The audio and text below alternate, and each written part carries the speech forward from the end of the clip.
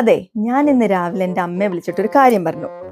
ഞാൻ ഈ പറയാൻ പോണ കാര്യം നിങ്ങൾക്ക് റിലേറ്റബിൾ ആയിട്ട് തോന്നുകയാണെങ്കിൽ ഒന്ന് കമന്റ് ചെയ്യൂ കേട്ടോ. അപ്പൊ ഞാൻ എൻ്റെ അമ്മയെ വിളിച്ചിട്ട് ഒരു കാര്യം പറഞ്ഞു, ഒരു സ്വകാര്യം. എന്നിട്ട് എൻ്റെ അമ്മയുടെ അടുത്ത് ഞാൻ പറഞ്ഞു, അമ്മ ഇത് ആരുടെ പറയരുത് എന്ന്. ഒരു അരമണിക്കൂറിനുള്ളിൽ എൻ്റെ മൂത്ത അനിയൻ എന്നെ വിളിച്ചു.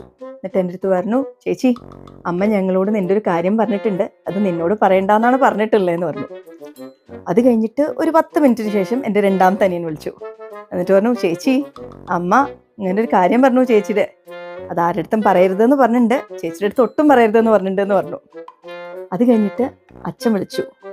എന്നിട്ട് എൻ്റെ അടുത്ത് പറഞ്ഞു, മോളെ ഇങ്ങനെ അമ്മ നിന്റെ ഒരു കാര്യം പറഞ്ഞു, അത് പിന്നെ ആരുടെ അടുത്തും പറയരുതെന്ന് പറഞ്ഞിട്ടുണ്ട്, പിന്നെ നിന്റെ അടുത്ത് ഒട്ടും പറയരുതെന്ന് പറഞ്ഞിട്ടുണ്ട്.